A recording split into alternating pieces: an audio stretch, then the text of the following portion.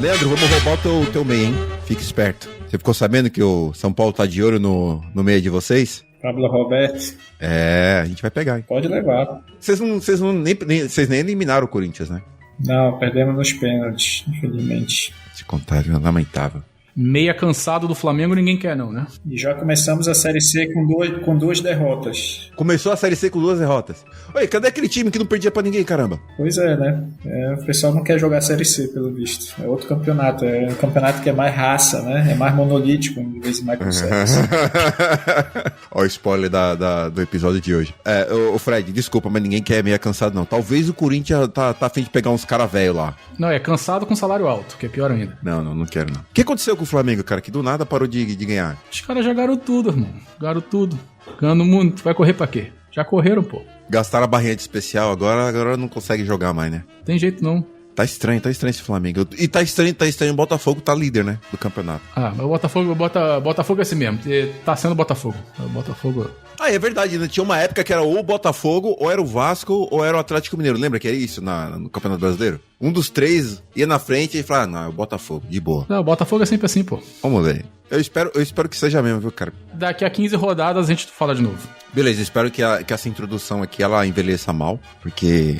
E assim, eu esteja um pouco mais feliz. Porque eu, no meu caso, sou São Paulino, né? Eu tô contando os pontos, então só falta 38. Vamos lá, rumo aos 45. Time grande não cai, né? A gente só pode falar que time grande não cai quando atingir os 45. Enquanto isso, a gente fica lá fazendo as continhas.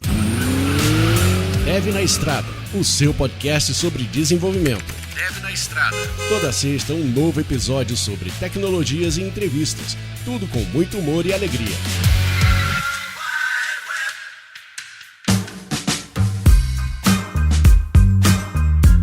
Bom, você que tá ouvindo a gente aí, seja bem-vindo a mais um Dev na Estrada. Eu sou o William, eu acho que você já deve ter reconhecido pela voz, mas tem 2 vozes novas aqui que vocês ouviram até agora, que são, assim, as pessoas que eu tenho no meu grupinho do coração. São 2 pessoas que eu trabalhei quando eu tava na Alemanha, e assim, desde então, são os meus back-end gurus. Sempre quando eu tô com alguma dúvida do que fazer, não sei o quê, essas são as pessoas que são as primeiras que eu vou conversar. E eu, assim, não quer dizer merda nenhuma, porque eu não sou especialista de bosta nenhuma, mas pra mim quer dizer bastante porque são as pessoas que eu confio. E eu tô aqui com o Hugo, acabou, assim, ele tá sentado, assim, ele na verdade, ele colocou a câmera dele estrategicamente posicionada num canto da casa onde não tem caixa, porque eu tenho certeza que a casa dele tá uma bagunça. Acabou de dirigir o quê? 3.000 quilômetros da Califórnia pro Texas? 2.090 quilômetros, 3 dias. E no JavaScript isso arredonda pra 3.000 quilômetros, então tava certo. Justo, é justo. O Fred, ele é Principal Engineer do OneFootball. Ele é baseado em Berlim. Leandro Lages é o nosso outro amigo que eu comecei a falar sobre o Remo, o time dele, que a gente vai roubar o jogador deles. Você vê que o São Paulo tá tão bom que tá começando a roubar jogador de time de Série C, mas tudo bem, é o que tem pra janta. O Leandro, ele é originalmente do Pará, o Fred é originalmente do Rio de Janeiro, como vocês podem ter ouvido pelo sotaque do início. E o Leandro, ele é diretor, Director Manager, eu não sei, como é que é? Senior Director, o que você faz lá na empresa que eu trabalhei que eu já esqueci o nome? Delivery Hero, mano, como é que tu esquece o nome da Delivery Hero? Cara, eu esqueço o nome de pessoa, não, mas que na época que eu trabalhava era Foodora, né? Sim. Delivery Hero é simplesmente diretor de engenharia. Diretor de engenharia do time. Não é um cargo tanto específico. E é o cara que, assim, abstração de OO, toda vez que eu preciso, eu vou pra ele. O Fred é o cara que eu assim, não conheço ninguém que fala ou português ou inglês que manja mais de DD do que... Não, DDD. Do que o Fred. E não é DDD 011, 019, 021. É Domain Driven Design. E o nosso terceiro convidado aqui, é o nosso convidado de sempre. Já tá começando por causa da casa, o Hugo Marques. Mas assim, eu sou o cara de front-end, eu sou o cara de JavaScript, mas a gente não tá aqui hoje pra falar de JavaScript. A gente não tá aqui pra falar de front-end. Então, semana passada saiu esse post interessantíssimo sobre a Amazon, que eles migraram um serviço de... Como é que eu posso dizer? De microserviços para monolítico. Assim, eu tenho absoluta certeza que, como tudo na internet, as pessoas só leram o título Então a gente tá aqui pra sentar e conversar sobre isso, e conversar sobre o post do DHH, né, que o criador do Rails, Ruby on Rails, sobre isso também, e colocar nossas opiniões em cima disso. Assim, aqui a gente não tem pretensão de ser especialista em nada, a gente vai groselhar pra caramba, mas vai groselhar baseado na nossa experiência. Talvez, não estou fazendo nenhuma promessa, você vai sair daqui com alguma coisa boa. Se não sair com nada, dane-se. Pelo menos a gente tá aqui para entreter vocês. Espero que você se entretenha até o final. Beleza? Algum de vocês se habilita a falar sobre o post da Amazon e tentar explicar sobre o que a Amazon colocou lá? Eu acho que dá pra dar sim. O post não é muito complexo, apesar deles não expandirem demais o que tá acontecendo internamente. Eles foram alto nível, obviamente, de propósito, mas dá sim pra falar a respeito. E sobre o que eles falaram, qual era o serviço em questão, o que o serviço fazia. Para fazer, assim, eu tenho, assim, como eu falei há uns segundos atrás, muita gente só leu o título e formou opinião em cima do título. E eu gostaria muito que a gente resumisse aqui o que foi escrito nesse paper, porque aí as pessoas que só leram o título vão ouvir agora o que se trata o paper. Maravilha. Então eles estão dizendo de um time de análise de qualidade de vídeos, eu não sei se a tradução seria a mais apropriada, uma ferramenta para inspeção de qualidade, evidentemente, e o target deles era monitorar milhares de streams concorrentes e que vão crescendo com o passar do tempo. Pelo que eu entendi do artigo, esse controle de qualidade é ver, por exemplo, se não tem nenhum buraco no stream, se o vídeo está sincado com a legenda e coisas do gênero. O grande problema do que o artigo descreve não é necessariamente o design da solução em si, mas como ela foi deployada usando aquela parafernália de serverless component que tem na AWS, e isso ficou caro, dado a escala que eles alcançaram. O artigo depois vai falando um pouco de um refactoring que eles fizeram, porém, a gente vai chegar lá com mais calma. Mas, de um modo geral, a missão do software que eles estão falando é esse de controle de qualidade, de inspeção de qualidade dos vídeos. Perfeito. E aí, para finalizar, eles falam que eles atingiram 90% de corte de custo com essa nova migração. Exato. Que é migração para o monolítico, né? E uma coisa que foi a pinçada que o DHH fez, né? Foi sobre a parte que eles falaram que, na teoria, eles achavam que ia escalar bem, mas na prática, com 5% do previsto, eles já estavam chegando no teto para escalar o serviço, né? Então, a parte que o DHH falou, né? Ele pegou ele pensou, porque assim, sempre tem agenda por trás, né? Então, o caso, assim, as pessoas que estão falando, tá vendo, eu falei que essa bosta não funcionava, eles têm uma agenda por trás, que é a pessoa ter um viés negativo com relação ao microserviço, pegou isso aí, do mesmo jeito que ele tem as razões dele, né? Ele pensou isso e falou, olha, tá vendo? Isso aqui, ele começou a falar mal da arquitetura, falando que, ó, tá vendo? Muita gente acha que no papel vai ser bom e que na prática não é. E é por isso que tem muita gente escalando o time, fazendo complexidades desnecessárias, que de uma certa forma eu concordo. Só que ele atacou de uma forma muito tipo assim, cara, isso aí é uma plataforma, uma arquitetura zumbi, e ele usou inclusive essas palavras assim, né, uma arquitetura zumbi, que as pessoas estão se contaminando colocando em poucas palavras, ele só falou mal de monolítico, né? Ele falou mal sobre o monolítico 2016, falando, olha, eu estava certo lá atrás. Tem esse outro artigo aqui de 2020 falando também que monolítico é muito melhor que microserviços. E agora tem esse artigo aqui provando mais uma vez que eu estava certo. Então, eu acho, assim, aí eu vou colocar a minha primeira observação sobre isso tudo aí. Pessoas olhando para a nuvem, né? Assim, existe o fato concreto que a gente vai entrar em agora, e existe as pessoas que estão olhando para a nuvem tentando achar algum viés confirmatório do que eles estavam pensando, né? Que eu acho que foi o caso do DHH. Por mais que eu respeite a opinião dele. Bom, vou abrir espaço para vocês, porque vocês são bem melhores do que eu para falar sobre isso. Eu vou entrar de vez em quando para dar meus 2 centavos, porque eu tenho algumas observações para falar sobre isso. Mas eu quero que vocês falem o que vocês acham disso aí. O palco é de vocês. Deixa eu só falar um ponto que é o seguinte. Primeiro, com a mudança toda aqui, eu não cheguei a ler o artigo o artigo, então eu tomei como orelha, vou seguir vocês e vou meu que só pincelando o que eu acho do artigo ou não, até porque eu tenho uma visão meio de dentro, né? De dentro de quem tá lá na Amazon e tal. O que eu acho interessante é bem o que o Will tá falando sobre o pessoal que tá olhando para as nuvens e pintando a destruição e acabou microserviços, porque assim, a Amazon é um universo, né? Tem milhares de times dentro da Amazon, assim, e o que a maioria das pessoas esquecem de dizer, e o Will pontuou bem quando ele começou a talk, é que isso foi um serviço na Amazon, foi um time, um serviço, porque lá os times eles têm muita independência de decidirem como são as suas soluções. Então, foi um time que juntos decidiam, a gente tem esses componentes aqui, separados eles estão tendo essa degradação, ou esse problema, no caso, o custo, que o Fred falou, e a gente tem que solucionar esse problema por motivos X, Y, Z. Então, vamos atacar isso, e a solução que eles encontraram foi, em vez de descentralizar, foi mais centralizar, né? E aí o pessoal esquece que, tipo assim, a Amazon acabou com microserviços. Não, foi um time específico da Amazon. Outra coisa interessante que aí o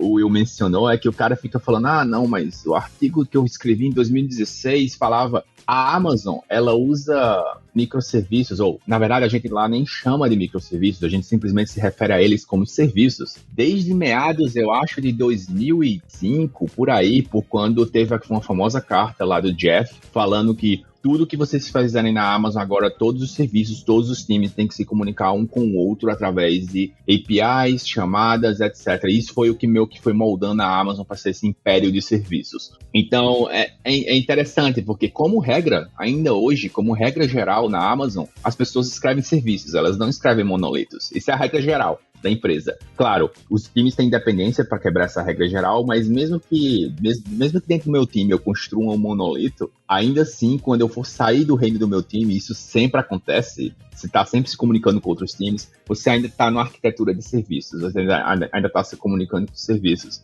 Eu acho só pontuando essa visão, tipo assim, meio que de quem tá dentro, porque eu acho engraçado ficar de dentro olhando a pessoal falando e, eles estão fazendo isso, tipo, e eu fico olhando na janela e dizendo, não é assim que vocês que tá funcionando.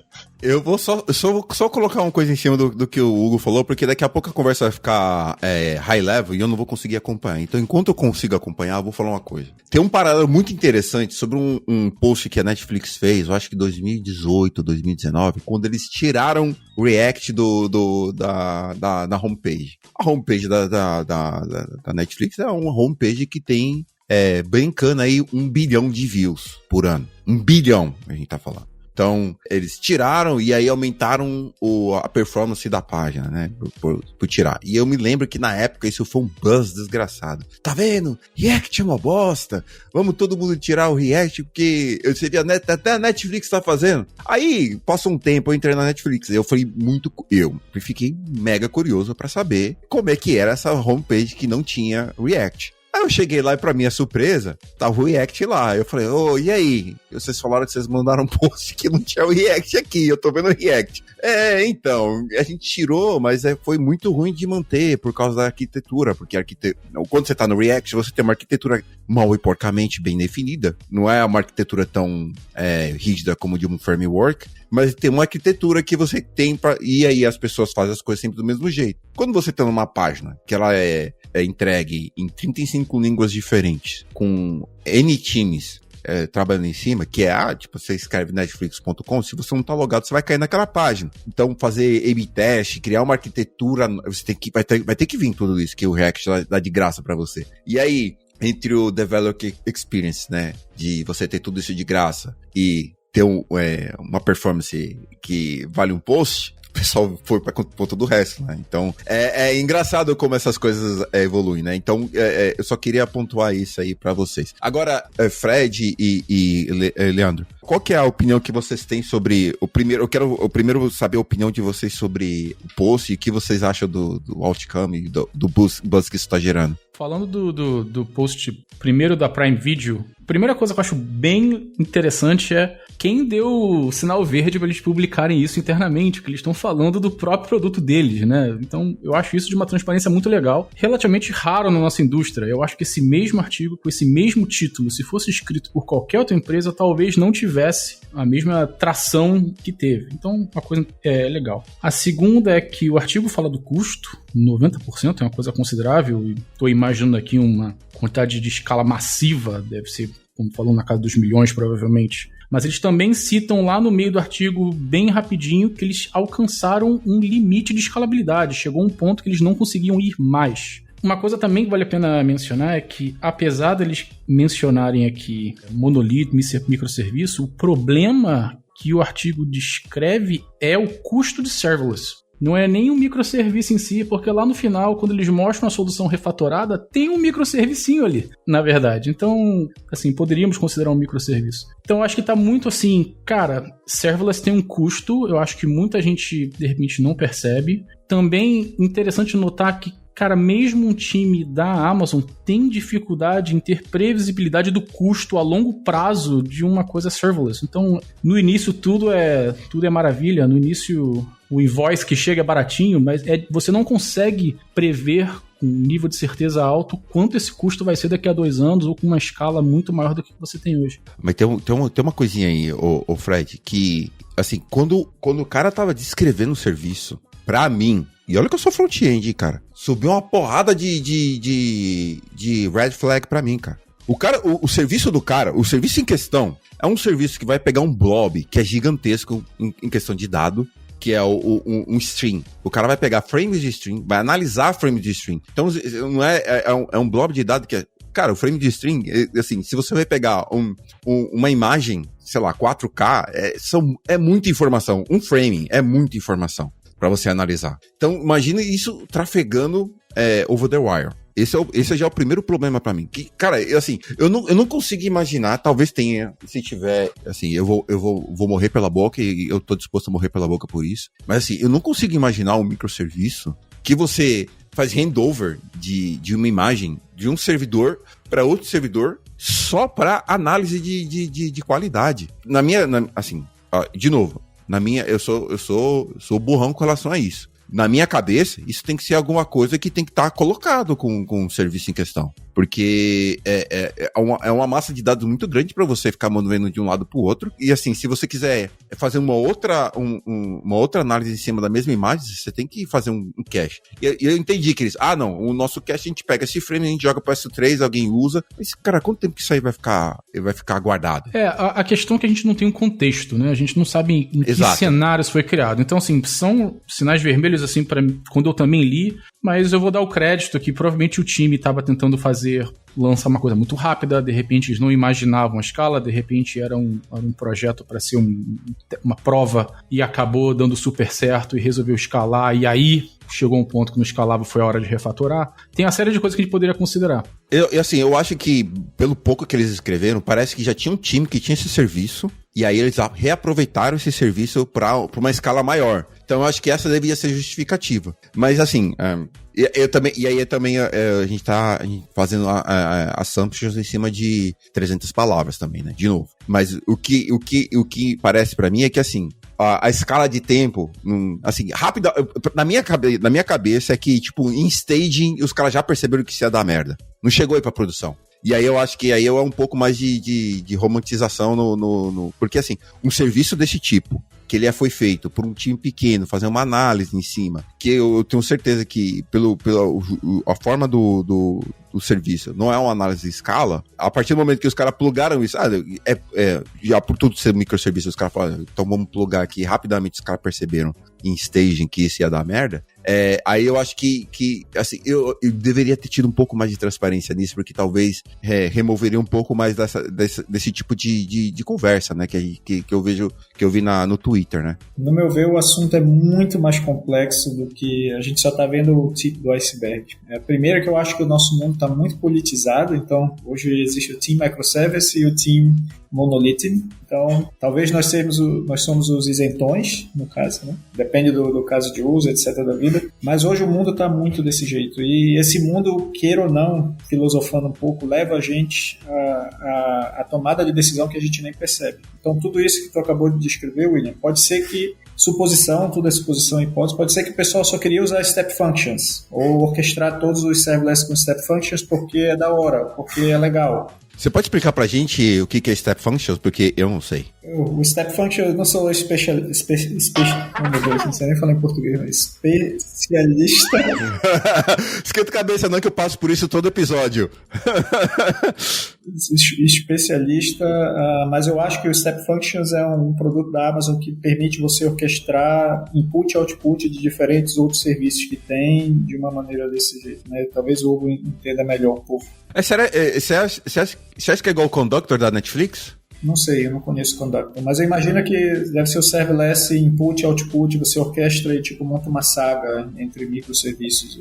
Então é igual o Conductor da Netflix. O Step Functions é basicamente um state machine que conecta com vários outros serviços da AWS. Ele basicamente só faz orquestrar aquela state machine e basicamente input output para vários serviços, inclusive para o Lambda. A Netflix tem um open source, chama Conductor. Ele faz exatamente a mesma coisa, é uma maravilha. E pode ser que o pessoal só quisesse usar, mas aí é aquela coisa, você às vezes, se você está otimizando para fazer alguma coisa greenfield ou para testar uma tecnologia nova, você não fica muito atento o que eu estou otimizando na minha solução. E muitas vezes você é reativo em relação a isso, né? Então, até na Delivery Hero acontece muito. Eu vou dar um exemplo em 2020, 2021, dinheiro não era problema, né?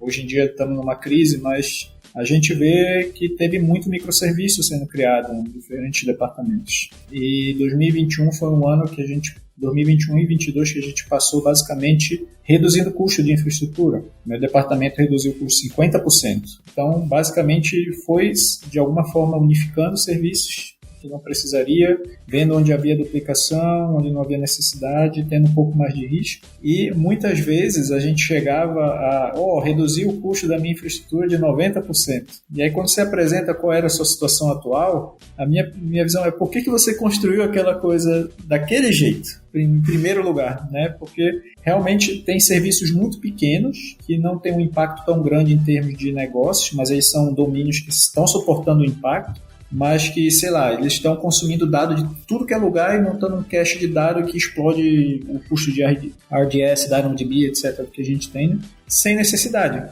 Podia ser só uma API call, porque o volume de dados nesse microserviço é pequeno, é usado muito esporadicamente. Eu podia fazer um API call e ele está na hora de agregar e tudo mais. E aí, simplesmente, se você fizer isso, você reduz o custo em 95%. Então, outro exemplo, né? Então, eu acho que hoje em dia a nossa indústria, muito desenvolvedor, não está indo muito para o impacto que ele quer causar de fato, quais são as minhas ferramentas e qual é o problema que eu tenho que resolver. Mas muita gente vai assim por um gosto pessoal, eu quero desenvolver um microserviço, eu quero testar aquela nova tecnologia, né? Então acho que hoje em dia os profissionais que realmente querem ter business impact e usar e ter conhecimento de todo pool de tecnologia que eles têm para resolver o problema, ao meu ver, é um pouco escasso. E às vezes até a gente mesmo pode estar tomando algumas decisões baseadas no que a gente acha legal ou não, a gente nem percebe. Mas, ao meu ver, falta a gente ter e usar tecnologia e, ter um mindset sempre de simplicidade. Entender quais são os meus riscos, o que eu estou otimizando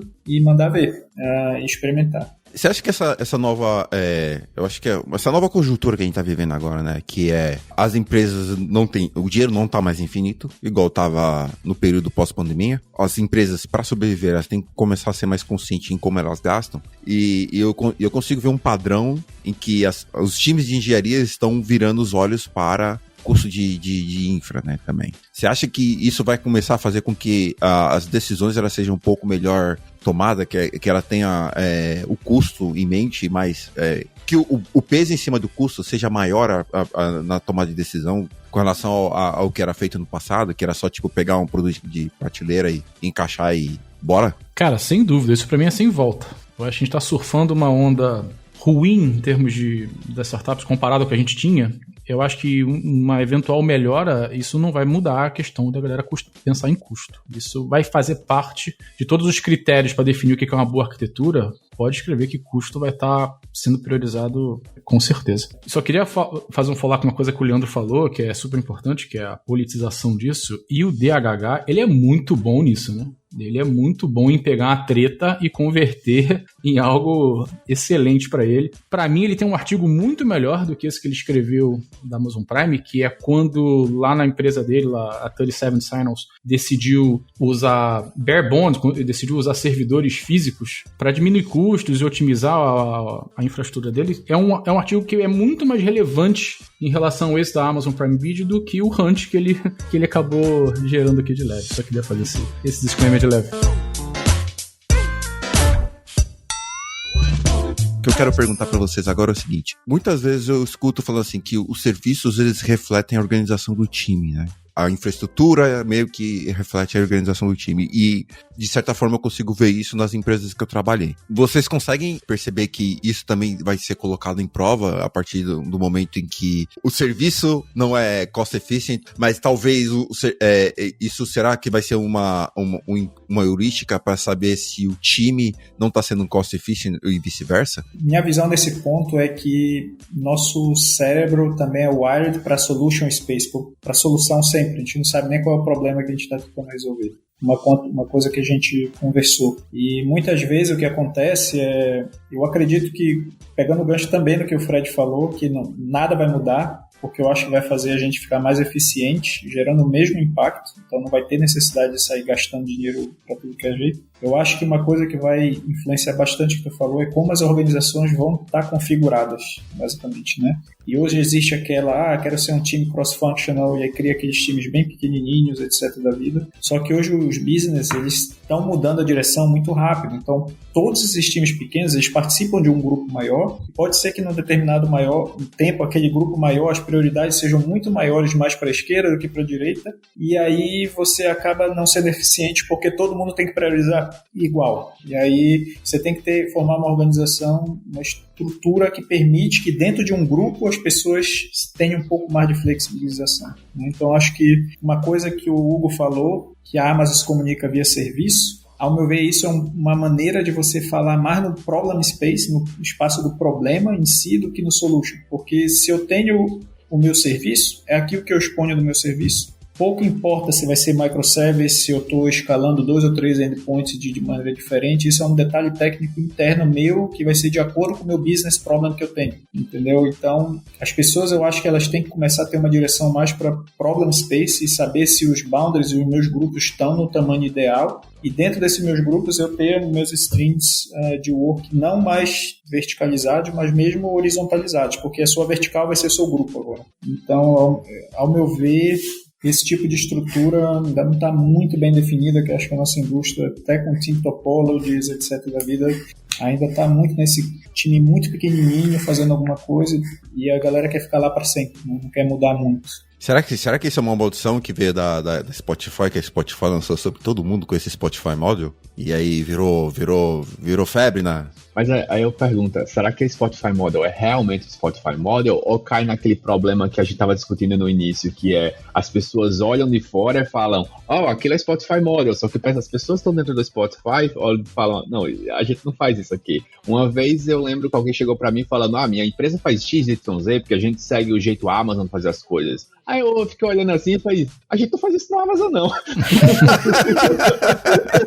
Entendeu? Então, assim, eu acho que talvez pode rolar muito isso, das pessoas interpretarem errado como as coisas funcionam, porque elas não têm... É sempre o que a gente fala, né, Will? As pessoas não têm um contexto. Elas não têm um contexto de por que aquilo está sendo usado daquela forma para resolver aquele problema. Então, elas tentam aplicar aquilo como regra geral em tudo e aí tá no que deu, entendeu? Eu concordo e eu acho que a gente trabalha numa área que ela é extremamente subjetiva em diversos fatores, principalmente o fator social das empresas, ela é muito complexa. Peraí.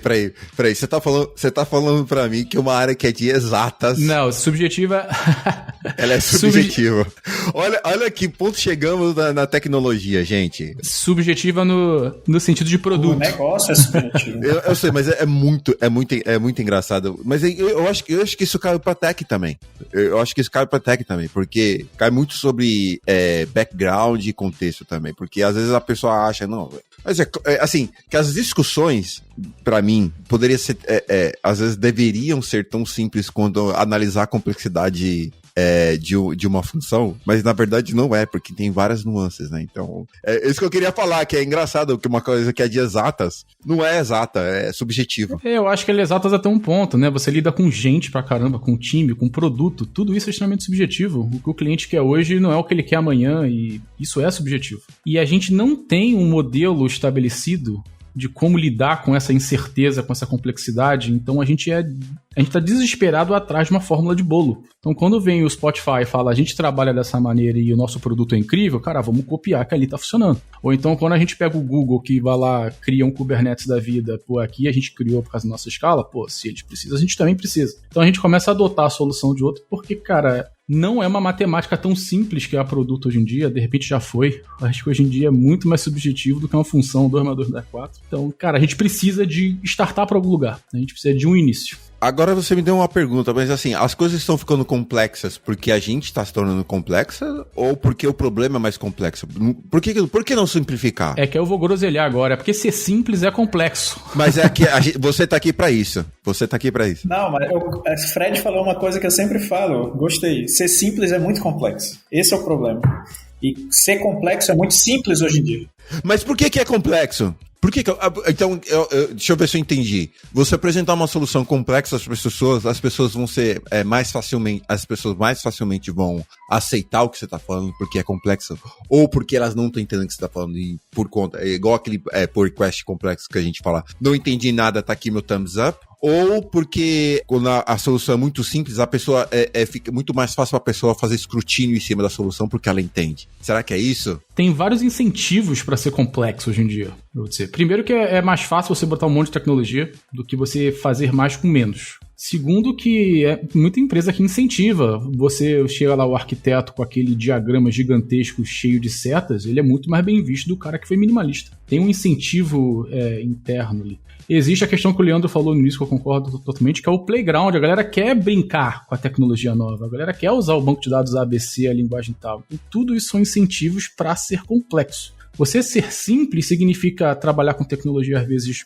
chata, às vezes com coisa antiga, trabalhar às vezes num código que não é teu, que é do outro, fazer diferente do que você queria. Cara, isso não é fácil. Isso é fácil e acho que são os incentivos. Só para complementar uma coisa que o Fred uma vez falou, eu acho que é um outro incentivo. As pessoas muitas vezes otimizam para entregar rápido. Eles não sabem o custo que vai ter de operação ou o que vem depois, etc. da vida, e eles chamam isso de ser pragmático. Entendi. E você adiciona complexidade ou faz um under engineering em alguma coisa com o argumento que estou sendo pragmático. Na verdade, você não está sendo simples, você está otimizando só para entregar rápido o roadmap ou alguma coisa do sentido, porque os teus incentivos em termos da empresa é entregar o roadmap, não operar tanto. E aí você vive no mundo resolvendo sintomas em vez de resolver o root cause, que é basicamente você ter uma organização não coesa. E aí nessa que aparecem os débitos técnicos, que são que se criam cerimônias para ser apagados. E aí se pedem mais headcount, e aí as coisas se escalam pro lado que não é legal, né? Então, assim, pra mim o que tá aparecendo, vendo de fora aqui, é que a gente tá na tempestade perfeita para que as pessoas que são pragmáticas, né? Eu acho que pragmativo no sentido de atingir o gol da empresa da forma mais eficiente possível, vão ter uma chance de brilhar agora, né? Porque as pessoas vão começar a perguntar, porque dinheiro não tá mais infinito, de novo. As pessoas vão começar a perguntar 2 vezes. Assim, eu acho que pelos próximos 18 meses, as pessoas vão começar a perguntar sobre, e aí, quanto que isso vai custar?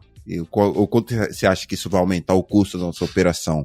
É porque da forma como a gente está falando, dá a entender que a gente está querendo, pelo menos estou falando por mim aqui, que a gente não gosta de microserviço. Eu, pelo menos, falo que não é isso. Você não gosta, a gente sabe disso. É que quanto mais tempo a gente fica na área, mais a gente responde as perguntas com depende, né? Essa é a definição do sênior, né? Se você sabe falar depende no horário certo, você já é sênior. Ou do consultor bullshiteiro, né? Ambos falam depende pra tudo. Mas no artigo do DHH, por exemplo, o meu problema com esse artigo é que ele dá a entender que microserviço tem que morrer. Exato. Essa é a parte que eu não gosto. Eu não sei se ele faz isso propositalmente para gerar treta, que a gente falou que ele é bom nisso. Mas eu poderia dar vários exemplos de microserviços bem feitos, que foram feitos com calma, e posso dar um monte de exemplo de microserviço que é muito pior do que o monolito que a pessoa tinha antes. Então tem mundos e mundos, como eu falei, depende de tudo, e eu não pegaria o artigo do DH como uma coisa tão ao pé da letra, assim. E tipo, monolito e microserviço é só uma estratégia de deploy. Tipo, isso é um detalhe técnico. Tipo, você tem que olhar o microserviço. Se o seu produto, o seu serviço que você está oferecendo é pequeno, beleza, é o escopo do seu problem space, beleza. Você vai chamar de microserviço só porque seu produto tem um endpoint, 2 endpoints ou whatever, né? Então, é só uma forma como você vai estruturar seus times, você vai prover autonomia, você vai lidar com complexidade, etc. da vida. Então, no fundo, se você tiver o seu problem space, mesmo que você seja um monolito, se você não colocar os módulos bem direitinho lá dentro e criar uma coisa coesa, vai ser difícil de extrair depois. Então, uma coisa que muito engenheiro não sabe é o que é coesão e acoplamento, e quando usar um ou outro, qual é o nível certo de coesão e acoplamento que você tem que colocar. E esse tipo de coisa não é debatido. A gente sempre vai para a guerra, microserviço ou não. Se você perguntar para 99% dos engenheiros, eles não sabem o que é coesão e acoplamento. Gostei do 99%. Por favor, ajude-nos a entender. Não nessa conversa. Eu sou parte dos 99%, então, por favor. Não, mas eu faço parte dos 99%. Talvez o Fred...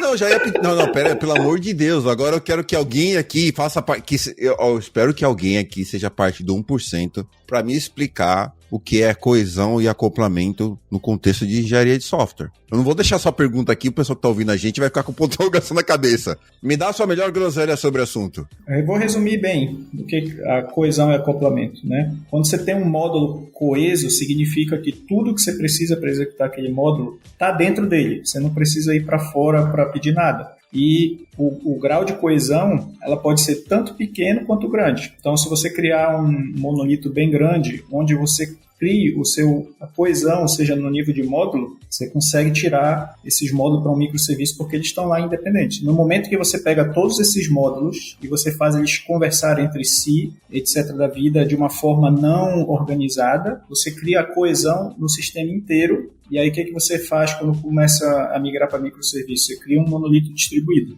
E acoplamento é basicamente quando dois módulos dependem um do outro. E às vezes é preciso, né? Você só precisa desenhar onde está a coesão, e dentro da coesão tudo funciona da maneira mais fácil possível. E aí a maneira que às vezes um sistema vai responder uma coisa é quando vários módulos coesos conversam entre si, mas eles ainda são independentes para executar a responsabilidade deles. Bom, eu tô achando que a gente tá começando a driftar pra DDD. Vou pedir pro Fred colocar o chapeuzinho dele de DDD aqui. Não, acho que ainda não. Ainda não? Ainda não. Pra você ver o quanto eu manjo de DDD, né? A gente até poderia. Você comentou na hora que você estava falando sobre os times, a estrutura de microserviço replicar um pouco... A organização dos times. Com uma estrutura a organização. Isso é basicamente o que a Conway's Law fala. Então a gente pode ir lá no livro de Team Topology, onde existem muitos estudos na formação desse time, a melhor maneira de criar coesão, aí pegando gancho aí na palavra, como criar coesão entre os times, e aí o DDD até ajuda a fazer um pouco de sentido identificar os contextos diferentes, os domínios diferentes da empresa, para em cima dessa identificação dos contextos, você criar os seus times e esses times automaticamente criarem os microserviços que vão ser coesos aos contextos. Mas acho que ainda está muito alto nível, DDD fica complexa a conversa. Eu tenho um exemplo, talvez, não sei se o Fred vai concordar, mas o meu time, a gente tinha um problema que era o seguinte: o meu time, a gente trabalhava no contexto que começou como um time pequeno de um serviço, de um produto da AWS. E aí foi crescendo, né? Foi crescendo novas funcionalidades adicionadas, e aquele time foi crescendo. E aí até um ponto que começou a... Toda vez que alguém ia fazer um deployment, começava, tipo assim, as pessoas a pisarem nos pés umas das outras, né?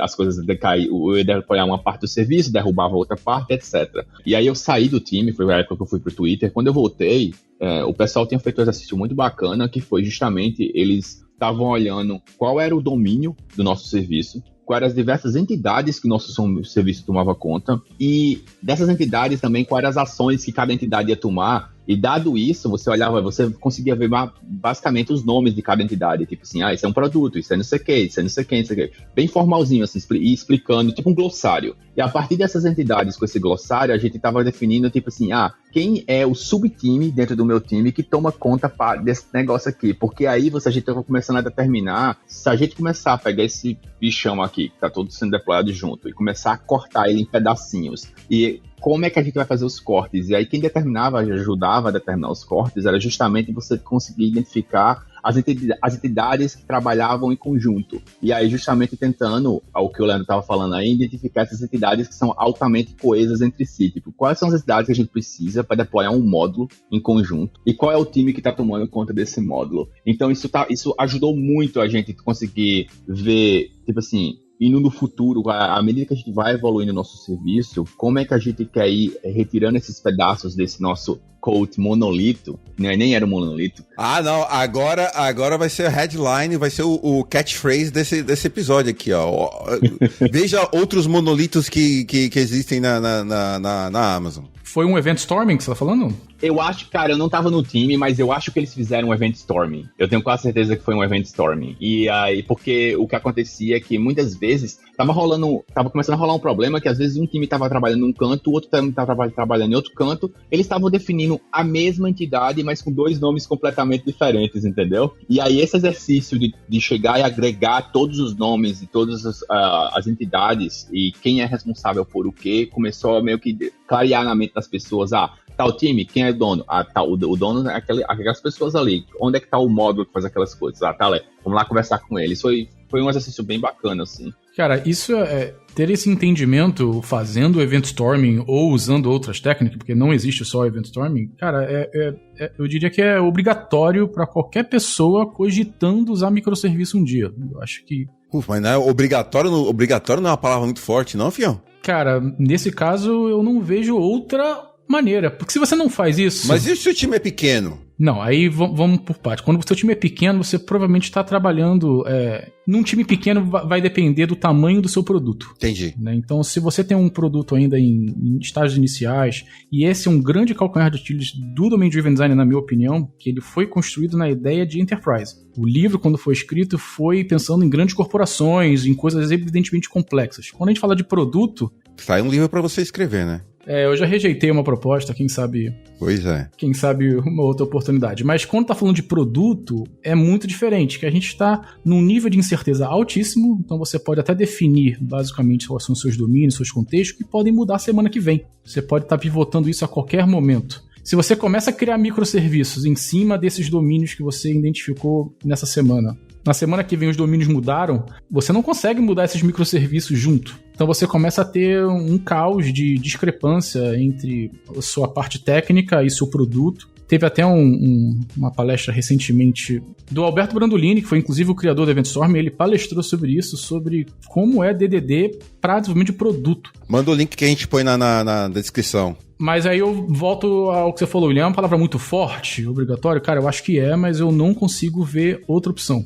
Se você não conhece o teu domínio, não conhece as suas fronteiras, ou boundaries, se você preferir o termo técnico em inglês, a probabilidade de você fazer um microserviço, onde vai acontecer o que o Hugo descreveu, onde dois times diferentes acabam um pisando no tornozelo do outro, as chances são altíssimas. Não significa que vai zerar essa chance. Se você fizer, tudo aqui é a questão de você minimizar a possibilidade de problema. Eu acho que é obrigatório para minimizar os efeitos da Conway's Law, eu diria. Se você quiser minimizar os efeitos, tem que fazer. Então, eu fazendo o meu papel de dev medíocre que sou, para mim, o que eu tô entendendo disso aí é o seguinte. A partir do momento que a gente tem um produto que a gente tá criando agora, a gente não sabe quais são as fronteiras, a gente não sabe quais são, para onde ele vai escalar. A gente tá só explorando o domínio da aplicação, da solução e não da engenharia em si. Eu acho que vai valer. O que eu tô pegando dessa discussão aqui é assim, se eu tiver só um tic-tac e eu precisar fazer uma decisão, eu vou para monolítico. A partir do momento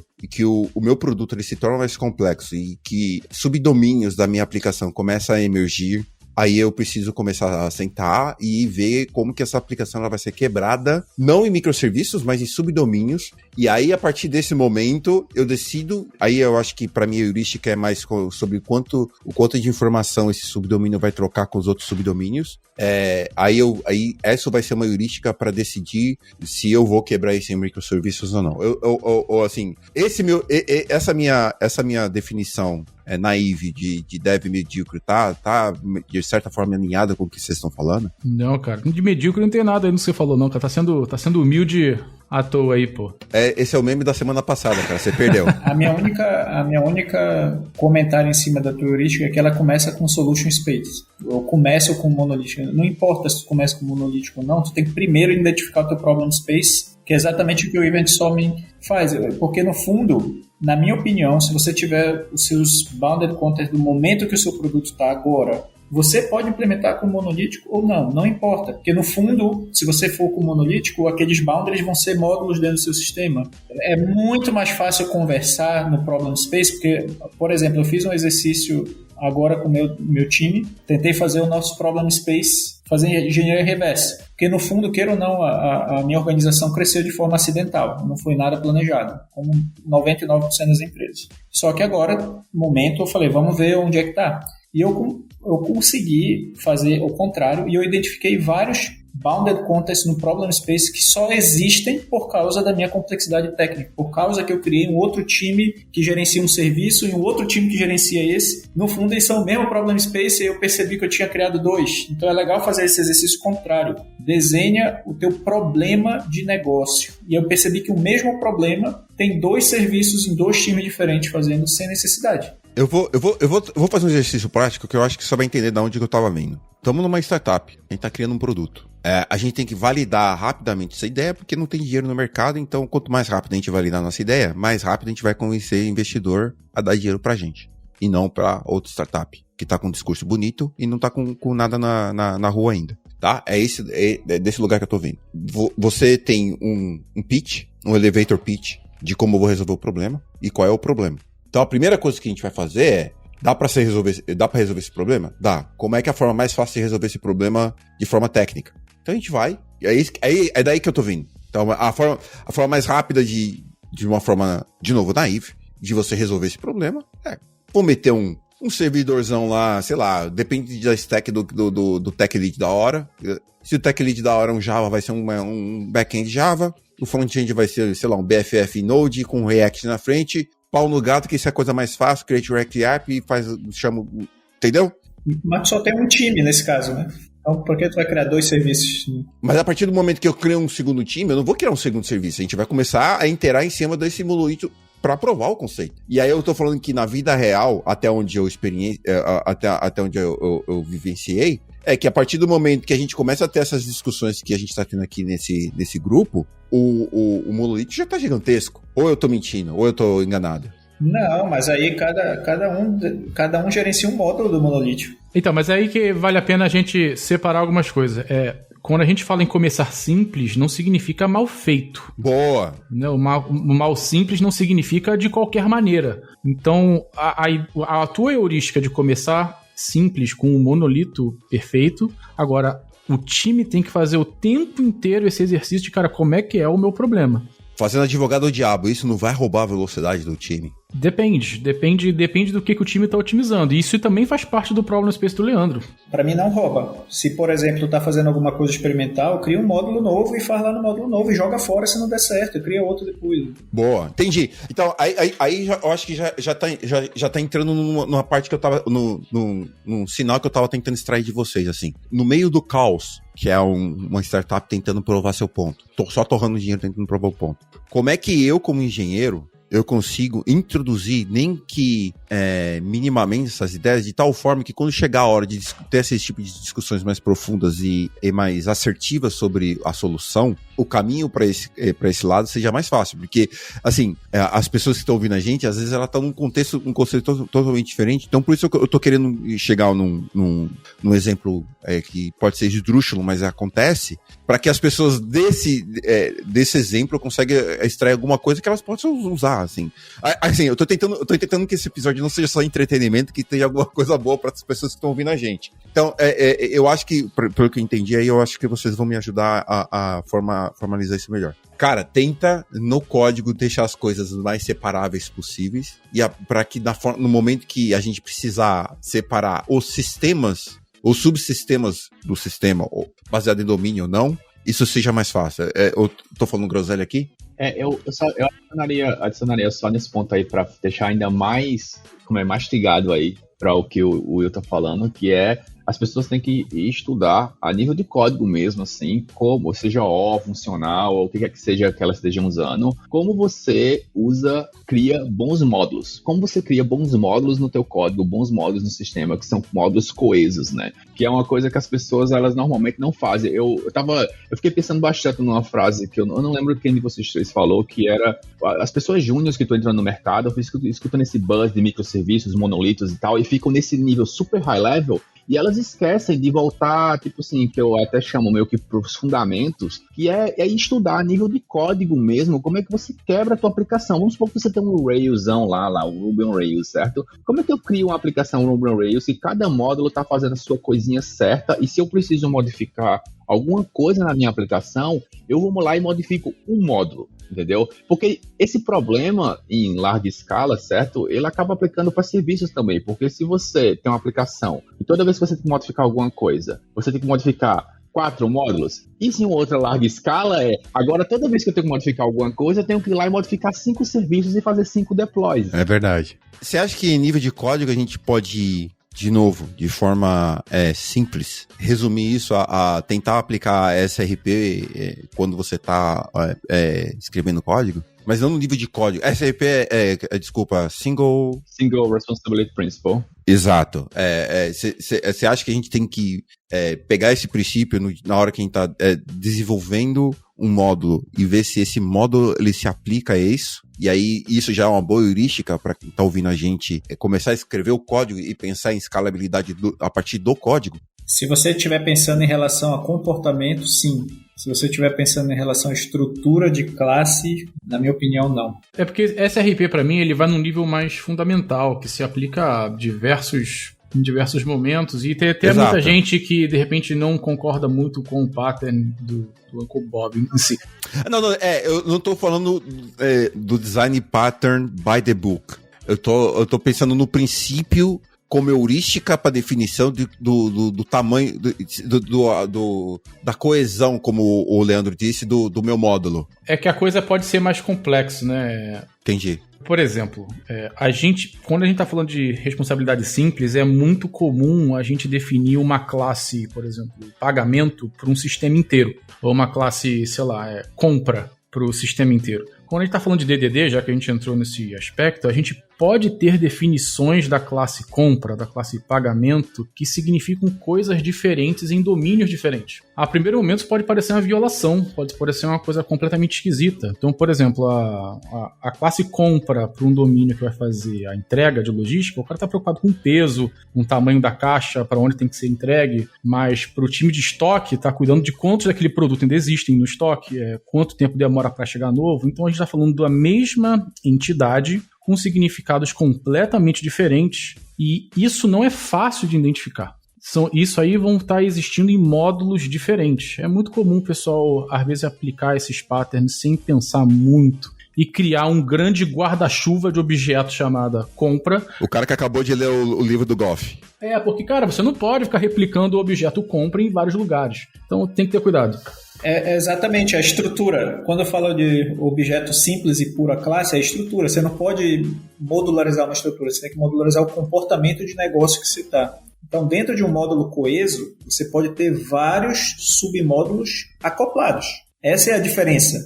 O nível vai ter sempre coisas acopladas, layers, mas em algum momento elas vão ser coesas, ou seja, elas não dependem de nada externo. E aí você vai subindo o grau de abstração. Sim, mas aí o que eu tô falando partindo do princípio que a gente tá migrando do caos para a organização, tentando migrar do caos para a organização, a minha pergunta inicial foi, eu como uma formiguinha, seria a melhor forma de eu contribuir para o meu formigueiro, fazendo com que quando eu estiver codando, fazer com que eu pense em SRP, mas não como pattern, mas sim como um princípio, na hora que eu tô desenvolvendo o meu módulo, que aí no momento que a gente começar a ter essas discussões. Eu tô partindo do pressuposto que como, o número dessa conversa aqui é 99, então como 99% das pessoas que estão ouvindo a gente não estão em condições de ter esse tipo de conversa agora, como ela, como indivíduo, pode contribuir para que quando existirem esse tipo de conversa, a parte que essa pessoa está trabalhando já esteja preparada para essa migração, entendeu? Faz sentido de alguma forma que eu tô falando ou eu tô falando groselha de novo? Eu tô tendo dificuldade de ver SRP aplicado na questão de estrutura.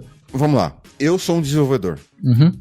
Eu tô desenvolvendo features. Eu acho que eu tô usando a palavra errada. Então, eu tô perguntando para vocês qual é a heurística que eu, como desenvolvedor, quando eu estiver desenvolvendo o meu códigozinho, o meu cantinho, queimando meu ticket, qual que seria as heurísticas quando eu chego de frente a essa tomada de decisão? Para caso essa é a minha unidade de código, eu preciso acoplar ou isolar? Nesse nível, formiguinha, qual é a heurística? Seria, aí eu entrei com SRP como princípio, não como pattern. Mas a pergunta que eu trago de volta para vocês é, existem ferramentas melhores? Se sim, quais são e como é que elas funcionam? Essa é a informação que eu quero extrair de vocês. Eu acho que qualquer decisão de código que você não leve em consideração o seu problema, o seu business, o seu domínio, ele vai ser um chute. Você pode acertar como pode errar redondamente. Acho que a função do desenvolvedor hoje não é só codar, não é só cair dentro do código, ele tem que entender o espaço de problema que ele está trabalhando, como ele se relaciona, falar com o pessoal que é especialista no domínio dele, entender como o business de fato funciona. E isso vai dar mais clareza para ele de, preciso isolar meu código, posso botar no módulo atual, preciso criar um módulo novo. Nossa, tô sentindo falta do Alexandre aqui, porque isso aí é exatamente a conversa que a gente teve sobre diferença de desenvolvedor e engenheiro de software, porque o que parece, dada aquela discussão que a gente teve algumas semanas atrás, é que o que você tá me descrevendo é que um engenheiro de software tem que ser, tem que ter a mente aberta para... A minha heurística, só para a heurística que tu falou de heurística, né? Qual é a minha heurística? Cada comportamento que é esperado do meu sistema em termos de negócio é um módulo e ponto final. Mesmo que usem palavras muito semelhantes, como o Fred estava falando. O que isso quer dizer? Eu não conheço ainda meu modelo de negócio puramente, sei basicamente quais são as funções que o meu sistema, e eu tento fazer com que cada uma delas não dependa uma das outras. Ou seja, a gente como desenvolvedor a nível de código, a gente quer sempre reusar código, né? Tem produto. Então o produto, antes de ser criado, depois de ser criado, eu tenho só uma entidade produto. Desculpa, é só te cortar aqui rapidão. Eu tô no nível que eu reuso o código no sentido de copy e pasta. Mas aí esse é meu ponto, porque copy and paste é reuso. As IDEs hoje estão preparadas para rápido você fazer copy-paste, etc. da vida, e você tem teste. Você pode usar TDD para testar os seus módulos e se você quebrar um, quebra o outro, etc. da vida. Mas você tem que otimizar depois. No futuro, você vai ver, toda vez que eu toco em 2, 3 módulos, toca nesses outros aqui, aí eu vou tentar criar uma library ou tentar um componente que é usado, e aí você sobe o grau de abstração, entendeu? Mas, William, a gente pode groselhar aqui, né? Por favor, porque depois dessa sua groselha, eu quero só dar um exercício bem pequeno aqui pra gente, só pra ver se eu entendi o que vocês falaram. É rápido, porque copy-paste pra mim, dependendo se são um ou 2 lugares, ainda é melhor do que uma abstração complexa e confusa. Pronto. Agora o sumo. Exatamente. Por isso que eu tô falando. Eu me tornei, como é que eu posso dizer? Viciado em copy-paste. Eu vejo uma parte do código, no outro, assim, tá do outro lado da aplicação, faz a mesma coisa que eu tô querendo no copy and paste. E eu faço um tracking, assim, ó, esse pedaço foi copiado dali. Aí você deixa lá, vê que funciona, vê que não cagou nada, e tem um terceiro lugar que precisa do mesmo lugar, pronto. Pô, você entrou onde... Você entrou onde eu falei. Assim, quando eu vejo, por exemplo, no mundo React, né, eu criei um hook pra fazer polling, porque era a solução que a gente tinha pro momento. Só que eu criei, assim, tava altamente acoplado ao meu problema no momento. 2 semanas depois virou a palavra do momento. A gente precisa fazer um pull aqui, a gente fazer um pull. fui fazendo copy and paste, cara, copy and paste. Aí quando tinha uns 5, eu falei, peraí, vamos ver se tem um padrão aqui. Se tiver um padrão, eu vou extrair. E aí eu vou colocar num limbo chamado utils folder, e aí vocês copiam de lá. E aí, e aconteceu. E aí, eu vou continuar o meu exemplo. E aí o que aconteceu é que as pessoas começaram a usar esse utils em uma porrada de lugar. Aí eu falei, opa, esse é uma coisa que está sendo muito usada, então vamos lá, Aí eu chamei o cara que na época foi o back-end da solução comigo, eu falei, vamos lá, tem um problema aqui que as pessoas estão usando bastante, que a gente precisa fazer melhor. E aí a gente começou a discutir server push. E aí é esse o momento que a gente tá desenvolvendo uma solução no papel com server push, para que a gente tente resolver todos esses problemas de polling que a gente tá na aplicação inteira, entendeu? Mas começou tudo com copy and pasta. Tá otimizando depois. Você quer continuar o que você tava falando? Porque eu quero tentar fazer um exercício para ver se eu entendi o contexto de comportamento que o Leandro colocou aqui. Manda ver. Leandro, eu quero entender o comportamento, o que você quer dizer como comportamento. Então tem aqui um probleminha bem simples aqui. Não é entrevista de emprego. Vamos dizer que eu tenho um blog. Vamos fazer o over-engineer do blog. Como que você pega um blog e você... Ou é pequeno, o problema é muito pequeno para ser quebrado em comportamento. Eu quero fazer um over-engineer disso para ver se eu entendi o contexto de comportamento como heurística para quebrar módulos de domínio. Assim, ó, pra mim, a coesão é blog, porque agora é só blog. Eu ia começar só com blog e ponto final, entendeu? Agora depende, aí tem o que eu vou esperar do blog. Porque no fundo, pra mim, é um módulo só. Então, meu exemplo não foi bom o suficiente. Então, o meu grau de coesão, meu mental model, minha heurística o meu grau de coesão é todo o sistema agora, blog. E à medida que eu for desenvolvendo, a minha abstração vai diminuindo, a minha coesão já vai mais para dentro. Por mim, agora tudo que eu vou criar é acoplado ao meu blog que tu falou. Então, no futuro, pode ser que eu tenha, sei lá, back-office. Aí, back-office já é outro grau de abstração, consumer, client-side, etc.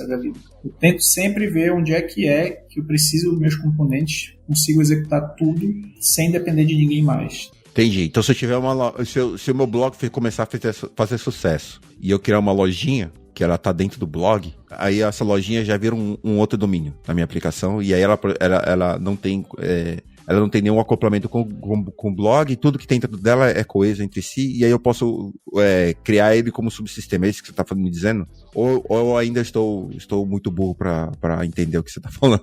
Pode ser. Eu ia te perguntar que funcionalidade vai ter o teu blog. É a primeira coisa, né? O blog é simples, cara. Eu posto, as pessoas comentam, e é isso. A gente pode ir mais simples.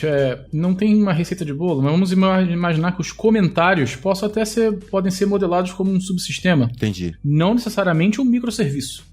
Não, mas eu tô pensando na heurística de subdivisão. De repente você quebra os comentários, é um módulo diferente para fazer os comentários. De repente você tem um módulo de analytics do teu blog, onde você tem um modelo totalmente especializado em entender quem está consumindo o que, quem está lendo o que, qual artigo mais lido. Poderiam ser candidatos a subsistema. O pessoal que está ouvindo aí, que está querendo criar um blog, isso não é uma receita de bolo. Pense no teu caso aí. Por favor, não faça isso. Ou faça e coloca no GitHub. Eu tô só dando um exemplo do que poderia ser considerado válido, subsistemas válidos nesse exemplo que você deu, William. Não, obrigado. Já deu. Eu acho que já deu para clarear minhas ideias. Meu cérebro ele é muito liso, então às vezes eu preciso de efeitos visuais para poder entender o que vocês estão falando.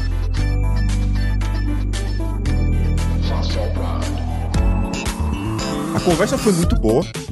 Eu gostei. Primeiro, a gente tá gravando isso aqui num horário mega diferente, porque eu tava com unusual na cabeça e eu não consegui traduzir.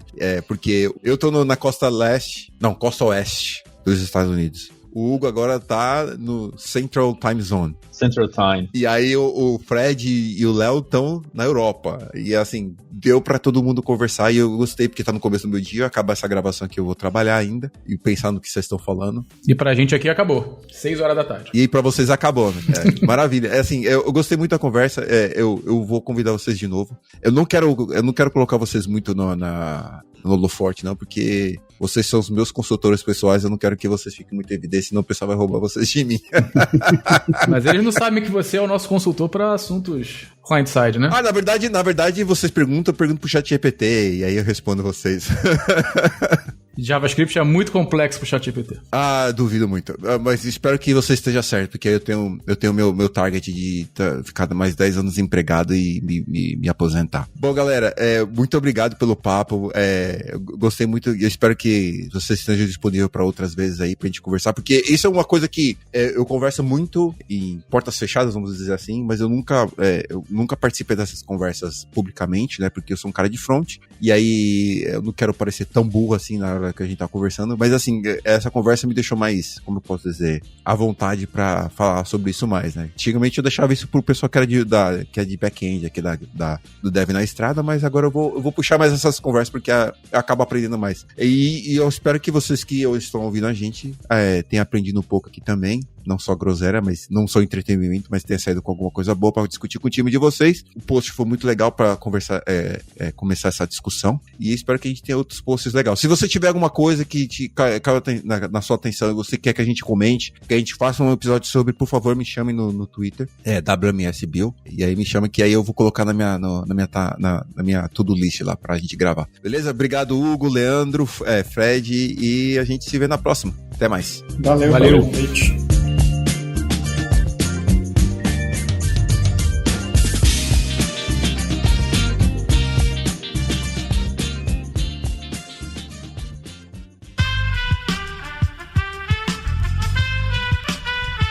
Esse podcast foi editado por Aerolitos Edição Inteligente.